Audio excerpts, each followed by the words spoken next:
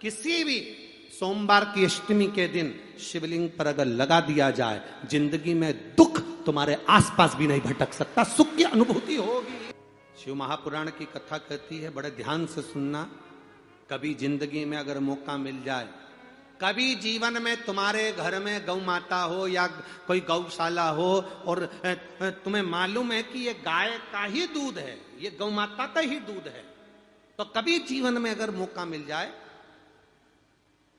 और अगर तुम्हें कोई कह दे कि तेरी किस्मत में सुख नहीं है, तेरी किस्मत में धक्के खाना लिखा है, तेरी किस्मत में दुख लिखा है, तेरी किस्मत में हमेशा धक्के खाना लिखा है, कोई कह दे तुमको, तो उसकी सुन लेना।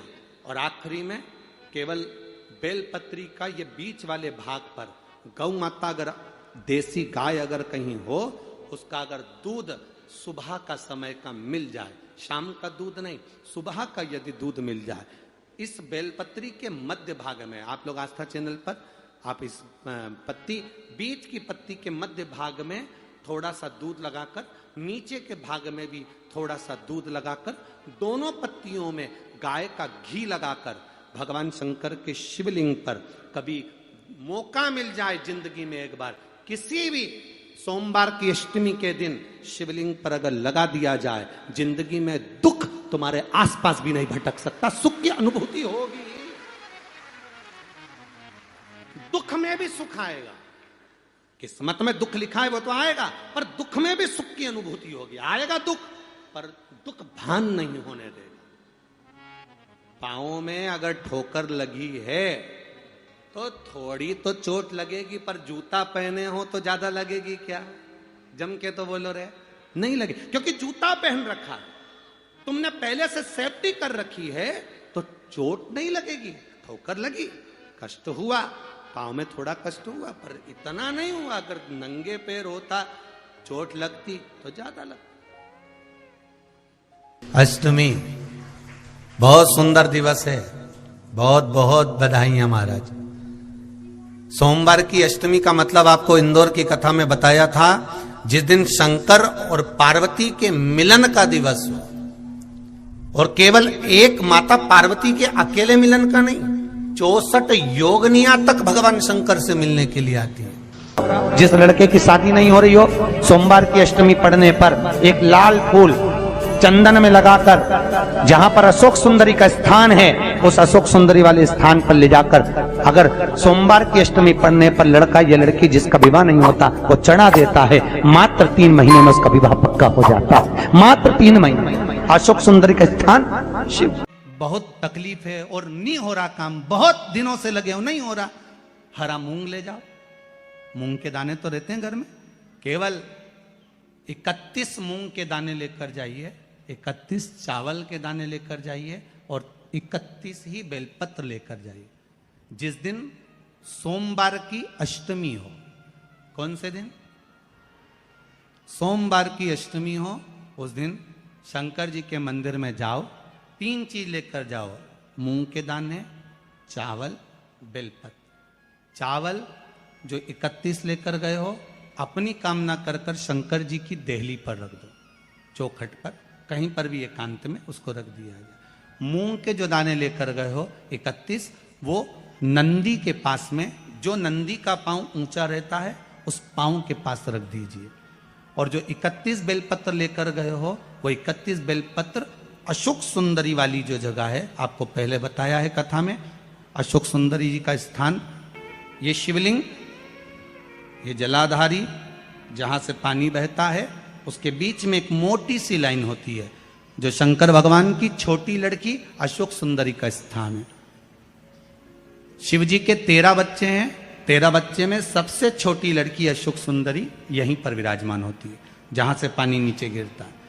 प्रत्येक शिवलिंग के सामने एक मोटी सी लाइन होगी, उस मोटी सी जो लाइन है अशोक सुंदरी, वहां पर जो 31 बेलपत्र लेकर गए हो, अपनी कामना कर कर पीला चंदन, लाल चंदन लगाकर उस पर समर्पित करते जाओ। उसकी डंडी जहां से पानी बहता है उस ओर होना चाहिए।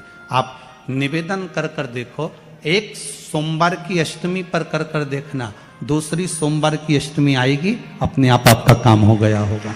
बाबा से निवेदन तो करो, क्यों भटक रहे?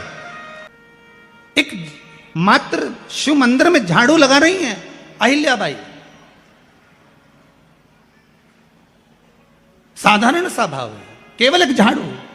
कई लोग कहते हैं महाराज जी आप कहते हो मंदिर में जाकर झाड़ू लगाओ, पोछा लगाओ, तो जो हमने मंदिर में रख रखा है स्वीपर आदि जो भी सेवा करने वाला है, काम करने वाला है, वर्कर है, वो कर रहा है, तो हम क्यों करें? अरे भाई एक बात याद रखना, आप सबसे पूछना चाहूंगा, आप लोग कहते हो कि मंदिर की सफाई जो वर्कर रखा है उसे करना चाहिए, मंदिर की सफाई जो पुजारी रखा है उसको करना चाहिए। मैं आपसे पूछना चाहता हूं कि आपके घर में जो तिजोरी है दिवाली पे उसकी सफाई कौन करता है?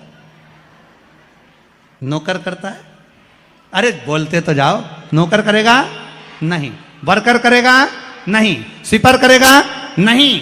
तिजोरी की सफाई कोई दूसरा नहीं करता, तिजोरी की सफाई हमें करना होती है। उसी तरह मंदिर की सफाई ना पुजारी करे ना कोई वर्कर करे, जो दर्शन करने जाए वो करे, क्योंकि ये तिजोरी है हमारी, ये तिजोरी है हमारी, यहां से हमें मिलता है, ये मेरा देव अधिदेव महादेव देता है। और धतूरे का फूल,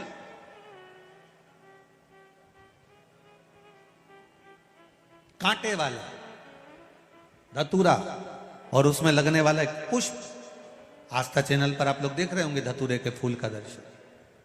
धतूरा और धतूरे का पुष्प, छोटा सा पौधा है, ज्यादा बड़ा नहीं है, कांटा लग रहा है, धतूरा लग रहा है, और उसमें भी साधारण धतूरा नहीं, जिस धतूरे के नीचे की डंडी लाल कलर की होती है, अगर वो सोमवार की अष्टमी को देव अधिदेव महादेव को समर्पित करी जाती है तो उसके घर में कभी संपदा की कमी नहीं होती है।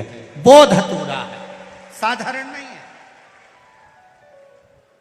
धतूरे में भी लाल डंडी, जैसे धतूरा गोल होता है उसके नीचे एक छोटी सी डंडी, देखा है आप लोगों ने? अरे देखी कि नहीं देखी बोलो? धतूरा देखा है ना?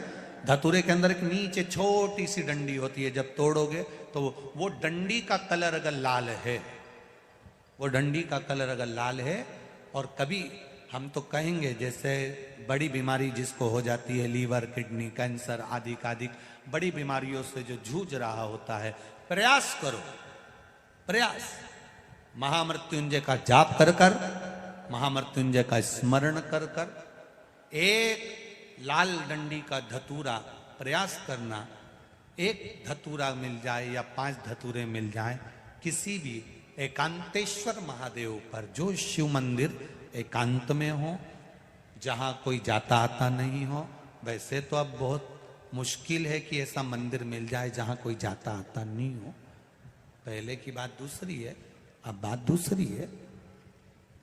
फिर भी कहीं आप रोड पे से निकल रहे हो, एकांतेश्वर महादेव अगर आप कहीं दिख जाए, बहुत बीमारियों से ग्रसित हो, तो भी महामृत्युंजय जाप का स्मरण कर कर या किसी विद्वत ब्राह्मण जन से महामृत्युंजय मंत्र का जाप कराकर या भगवान शिव के मंत्र का जाप स्वयं कर कर, वो भी ना बने तो पंचाक्षर मंत्र नमः शिवाय, षडाक्षर मंत्र ओम नमः शिवाय या श्री शिवाय नमस्तुभ्यम जप कर वो लाल डंडी का धतूरा 5 एकांतेश्वर महादेव को आप समर्पित कर सकते हो। रोग थम जाएगा, जो दवाई खाओगे वो शरीर को लगना प्रारंभ हो जाएगी और आप स्वस्थ होना प्रारंभ हो जाएंगे।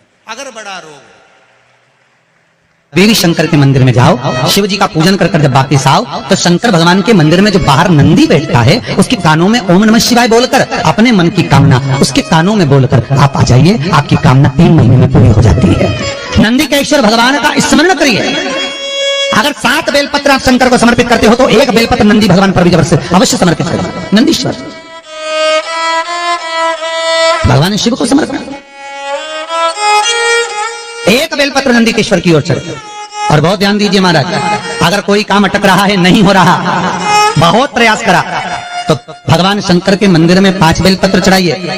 और शंकर भगवान की जो छोटी लड़की है अशोक सुंदरी, आपको बताया था ना अशोक सुंदरी का स्थान, भगवान शंकर की 6 लड़कियां हैं, उसमें से सबसे छोटी लड़की अशोक सुंदरी की जगह पर एक बेलपत्र चढ़ाइए, फिर एक बेलपत्र नंदीकेश्वर पर चढ़ाइए, और नंदीकेश्वर पर चढ़ाने के बाद भगवान शंकर के मंदिर के बाहर चौखट पर दिया लगा दीजिए साइड में, और फिर अपने घर पर आ जाइए, आपका कार्य सफल होना प्रारंभ हो जाएगा।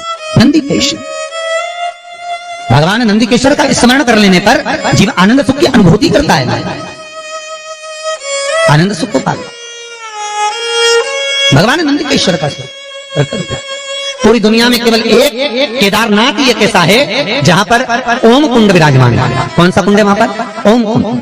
जो बच्चा हकलाता है, तोतला बोलता है या गूंगा होता है, जिसकी वाणी नहीं होती, वो अगर ओम कुंड पर जाकर ओम बोलने का प्रयास करता है तो जितनी देर तक उसके मुंह से घुन्न की आवाज निकलती है उतनी देर तक ओम कुंड में से पानी का बुलबुला निकलता रहता है। और 7 या 8 बार बोलने से व्यक्ति हकलाना छोड़ देता है, तोतला बोलना छोड़ देता है, उसकी वाणी आ जाती है। वो ओम कुंड केदारनाथ जी में बसता है। कहां बसता है? केदारेश्वर।